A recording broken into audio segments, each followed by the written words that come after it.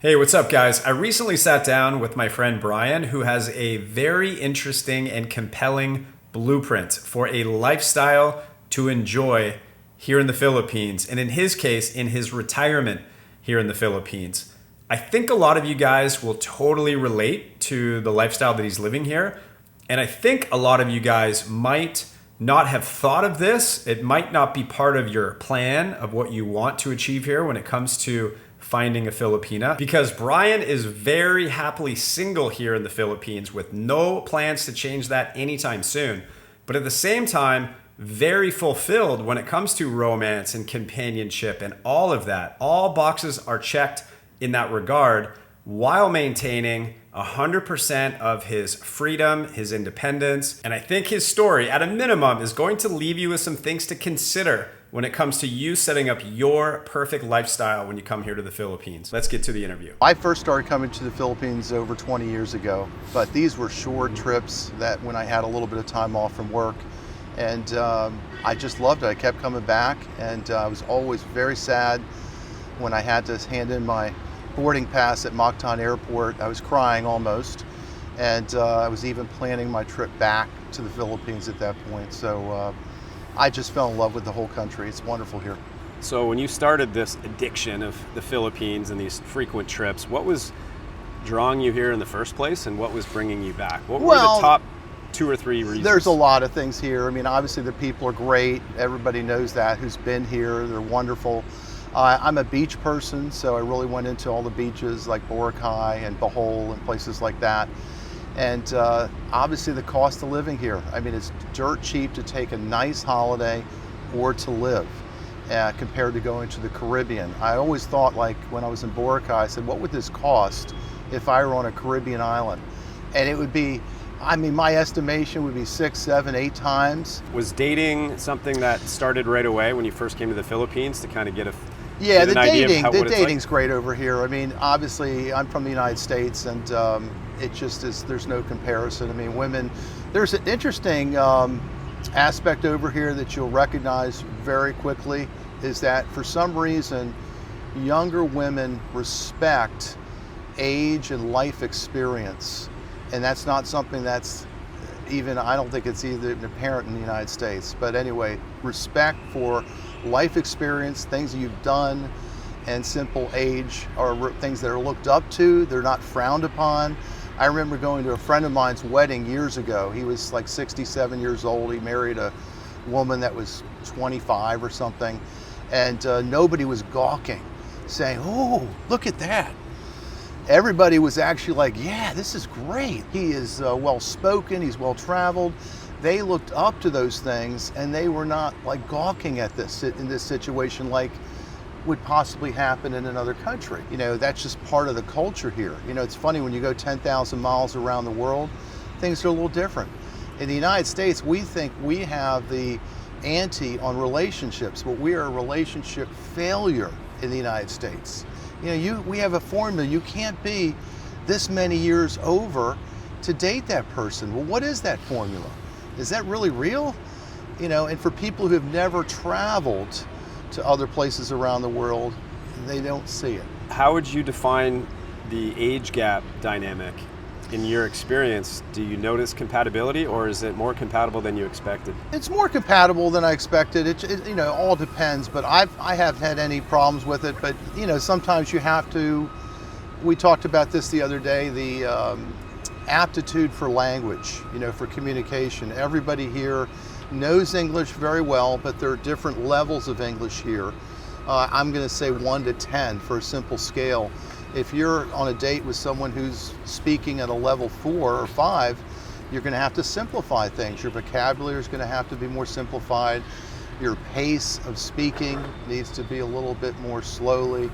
But there are some also very intelligent, well-spoken females over here who speak great. I have found myself gravitating towards, over the years, where conversation can be a little bit more interesting. You're more or less in a teaching mode if you're dating someone from the province, which I don't mind, but you want to have a banter, so to speak, where you have some sort of commonality. main theme of this video is going to be about you being single by choice, and that you love your lifestyle here. And we're going to talk about reasons why, pros and cons. But to back up, you've been coming for quite a few years now. Did you have a more serious relationship at any point in the Philippines? And is this a new thing for you, or is being single in this lifestyle always been your preference? I think being single in this lifestyle has always been my preference. It's hard to get, if you're over here for 2 weeks, it's hard to establish a very serious boyfriend-girlfriend relationship. I mean, I've stayed in touch with some women over the years that I've hit it off with, so to speak. But when married folk tell us that they're happily married, I always come back and I say, that's wonderful, but I'm happily single. So I'm not in the dumps. I'm not like, oh gosh, I'm desperate to find somebody. I'm having a great life here in the Philippines, being single by choice. Again, anybody can come over here and get married probably quickly, more quickly than other places, or have a serious girlfriend. But I'm enjoying life. I like the freedom. I like my expat community here is very rich and deep with other American friends, and obviously guys from all over the world, so it's good. Were you ever married? Did you have serious relationships before, or is this a lifelong preference? It's lifelong. I was never married, and my work situation is very strange and unusual. Briefly, I traveled back and forth, north and south. I worked in Florida as a tennis professional full-time, teaching in an affluent place called Jupiter Island, and I went 6 months in Martha's Vineyard in the summer. So I went back and forth for decades. So people always said, well, where do you live? Well, you tell me. I had a house in Virginia right in the middle of those places that I was almost never there. I rented out one of the rooms to another buddy of mine. But that's part of the reason why I never, you talk to some guys over here and I've been, they say I've been divorced 3 times, and I was never married. There's no way I could be married in that situation of working. In my job in Martha's Vineyard, I worked 5 months in a row without a day off. So I basically have had no life, no community my whole career. So I'm living a different life now over here where I have freedom, I have relationships, I can date as much or as little as I want, and life is good. Yeah, life is very good here. My experience here, there's a lot of focus on relationships and marriage, both from the foreigner and the Filipina. So with you being single and enjoying this lifestyle, how is that impacting your dating experience? I'm assuming you are upfront about that, knowing you and what you're like. You're probably communicating that. So how has the experience been with Filipinas? That is a critical. I learned this from Rike years ago, that you have to be upfront right away, saying, listen, I'm not interested in marriage at this point in my life. I'm very happily single. I would call this more light dating, because people, the women can get very emotional over here, emotionally tied. Even if you go on 1 or 2 dates, a lot of times that leads them to thinking, hey, we're an item now, and other people around them are saying, oh, there's your boyfriend. I said, well, we're actually having coffee for a second time, and we're friends. So you have to clarify a lot of these things with people that are around you, and obviously to the woman herself, because they're not really used to it. In America, it's a different, dating's a lot different, so. Yeah, well, it's different, but here, like you said, there's an emotional attachment that might be even more extreme than back home, because we date back home. We'll meet for happy hour and beers, and it's not an established thing yet. Where here, it often goes from nothing to we're getting married. And even if it's an assumption or a hope, it still plays into the psyche, right? So how has those experiences been, where you communicate your desire to be single, but you also want to date and you want to have maybe some romantic time with someone?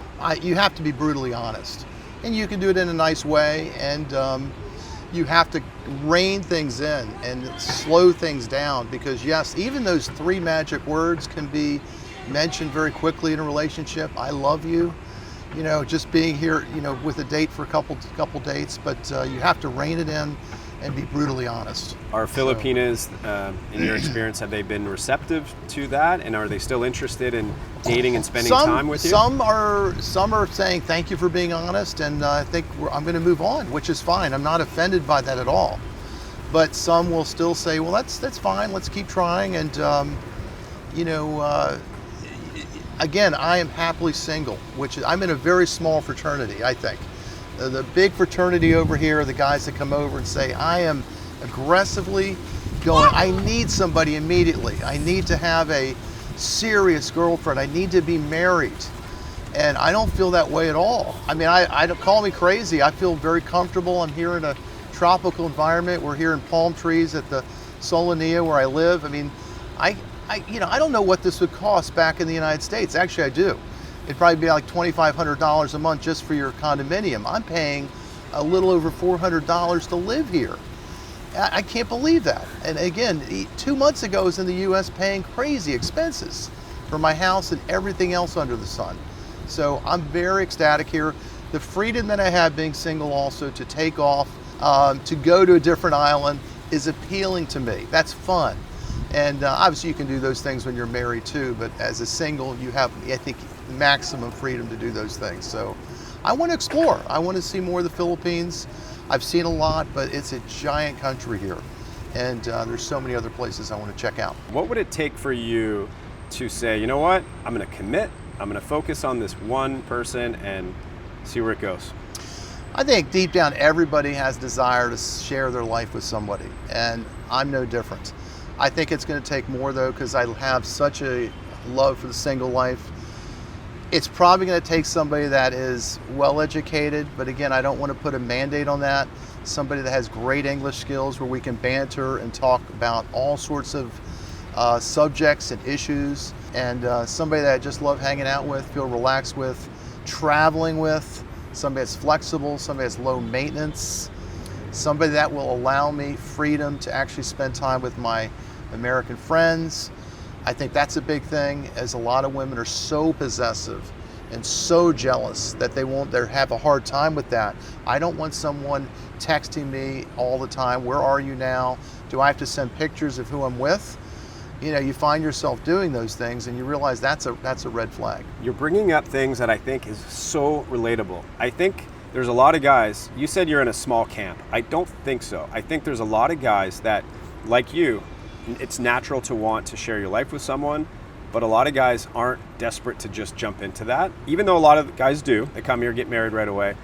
The camp you're in, or some version of it, is common. And I think what you're describing is, correct me if I'm wrong, it's harder than you might think to find that girl. It is. It's not hard to date. It's not hard to meet nice women and share some time together. But when it comes to the full commitment, and putting it all together for a guy that's very happy on his own, is it hard to find that one? I think it is. The main reason, in my opinion, that it's really hard to find that is because everyone over here, the well-established women that have good jobs, that have really any job, are working 70 hours a week. They don't have time. You can't have a normal dating relationship where you're seeing someone 3-4 days a week and doing fun things. That's how you build that relationship. I think one of them is spending time. A lot of people don't have time. They work these people to death over here for 90 cents an hour. It's unbelievable. Right, and in order to find the time, which it would require, maybe do some trips together, they almost have to quit their job, right? They almost have to quit their job. And a lot of guys will say, just make them quit, give them money. It's more complicated than that. Much more complex than that. It's a big risk, and for both people. It's a big risk, and you can do that, and a lot of them will do that, but the thing is, what if the relationship doesn't work out? Then it's so hard to find a job here. It is brutal to find a job. I mean, you have to walk the pavement, and it could take many, many months, so you're messing with that person's life. If you say, well, I'll pay your salary or whatever. But one other thing that, in that situation, a friend of mine did this. He paid for unpaid time off. So if they are allowed, some are, many are not. But if some are allowed to take leave of absence. If you're allowed to do Good that suggestion. for 3 or 4 days, more than happy to obviously pay what they're, you know, they're not losing any money, and they're allowed to do that by their company. Problem is, so many companies are very strict about it. Very strict. A lot of times, 6 days a week. 6 days, and that's it. Pushing overtime. You're talking about a 50-week job, 51 weeks, with very little time off. But that's another possibility for some people. Yeah, no, you're making such a good point. And that type of girl you're looking for, I think a lot of guys would like a girl like that. They're not the desperate type, right? Yeah. They're not just No, jumping in no, with they're you. not. They're more They're cautious, not. go slow. They rely on that income for their family, for their own needs. True story. Yeah. And again, going on dates is easy here, but like you said, finding the really perfect person for you is challenging. But if you want to do that, this is probably the best place in the world to do it. When you talk about traveling and freedom, are you finding Filipinas that are up for that, even though you don't want to commit to anything, and you can do day trips and weekend trips away? Believe it or not, there are. A lot of them want to see, they've never been anywhere. They would be amazed to go to Bohol or to Boracay Island or some other nice place, Baguio. But yeah, that can absolutely happen here, and it's fun to take a special friend on a trip or to a day trip to go up and see a waterfall with someone that is just knockout gorgeous. That never happens to me, at least, in the United States. There are just amazing women here for dating. They're attractive, they're smart, they're fun, which is amazing to me. And you still pinch yourself every time you're out on a date with someone that is, I would never be able to be seen with in the United States. If you've never been here and you don't believe it, you need to come around the world. It is a tough trip, but it's worthwhile, and you can experience it yourself. It's just a normal thing. I hate to say it's like ho-hum. It's just, yeah, another date with somebody that's a knockout, but that's what happens here, and you get spoiled. And then all of a sudden, you know, if you go back to your original country, you're like, I don't know about dating back there. That's you know, it probably is not going to happen.